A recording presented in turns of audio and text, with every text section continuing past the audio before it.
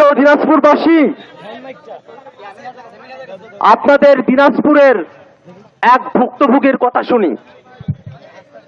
আজ দিনাজপুরে পৌঁছার পরে একজন সাবেক প্রিন্সিপাল, সাবেক বললাম এই কারণে তিনি এখন আর প্রিন্সিপাল নাই, তিনি আমার কাছে এসে বললেন, ভাই শুধু দাড়ি উপরে পাজামা পরার কারণে জঙ্গি বলে আমাকে আমার স্কুল থেকে তাড়িয়ে দিয়েছে।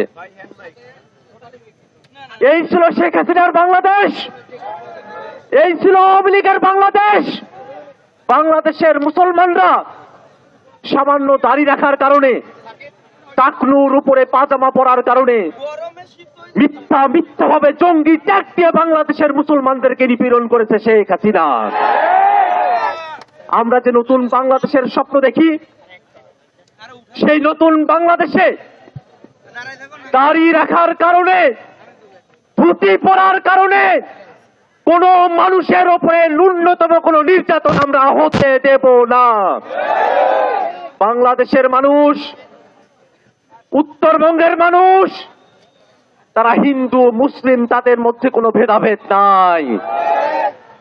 আমরা কাঁধে কাঁধ মিলিয়ে আমরা খেতে খামারে কাজ করি, আমরা একসাথে ফসল উঠাই, আমরা একসঙ্গে বাজার হাট করি।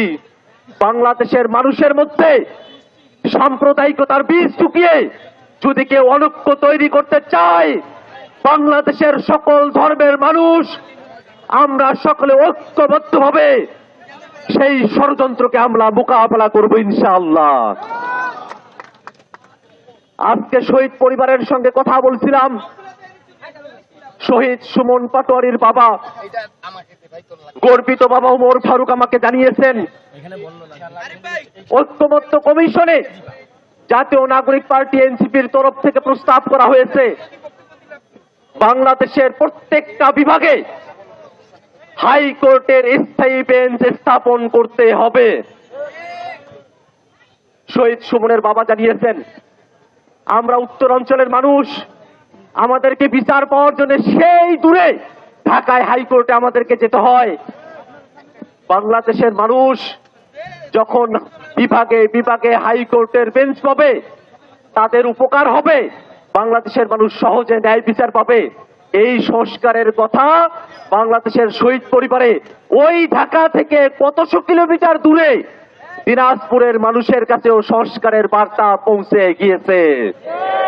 অতএব বাংলাদেশে নতুন বন্দোবস্তের ধারণা নিয়ে, নতুন বন্দোবস্ত প্রতিষ্ঠার লড়াই নিয়ে যে জাতীয় নাগরিক পার্টি এনসিপির আত্মপ্রকাশ হয়েছে, বাংলাদেশে মৌলিক সংস্কার বাস্তবায়ন করে বাংলাদেশকে গণতান্ত্রিক রূপান্তরের পথে আরো এক ধাপ এগিয়ে নিতে এনসিপির যাত্রাকে কেউ বাধাগ্রস্ত করতে পারবে না। এনসিপির এই যাত্রা পথে উত্তরাঞ্চলের দিনাজপুরের মানুষেরা, আমরা যারা এখানে উপস্থিত আছি, আমরা যারা দিনাজপুরের বিভিন্ন জায়গা থেকে এই অনুষ্ঠানকে ফলো করছি, আমরা প্রত্যেকে এনসিপির এই যাত্রার সঙ্গে কাঁধে কাঁধ মিলিয়ে আমরা আমাদের লড়াই চালিয়ে যাব ইনশাআল্লাহ। আপনারা কি বাংলাদেশের বিচার বিভাগে সেখানে যেন স্বাধীনতা আসে, বিচার বিভাগ যেন স্বাধীনভাবে বিচার করতে পারে, সেরকম স্বাধীন বিচার বিভাগ চান? বাংলাদেশের সংসদে যেন গণতন্ত্রের কথা থাকে সেটা চান? বাংলাদেশের চাকরি সহ কোনো জায়গায় যেন বৈষম্য না থাকে সেটাকে দিনাজপুরের মানুষেরা আমরা চাই? বাংলাদেশে যারা গণহত্যা চালিয়েছে সেই গণহত্যাকারীদের বিচার করতে হবে, এটাকে আমরা সবাই চাই ইনশাআল্লাহ। দিনাজপুরের মাটি আজকে এনসিপির যে দুর্গে পরিণত হয়েছে, সেই অভ্যুত্থ দুর্গকে সাথে নিয়ে, দিনাজপুরের মানুষদেরকে সাথে নিয়ে জাতীয় নাগরিক পার্টি সামনের দিকে তার কর্মসূচি নির্ধারণ করবে। আজকের এই অনুষ্ঠানে আপনারা যারা উপস্থিত হয়েছে তাদের সকলকে আবারও ধন্যবাদ জানিয়ে আমি আমার বক্তব্য এখানে শেষ করছি। ইনকিলাব জিন্দাবাদ।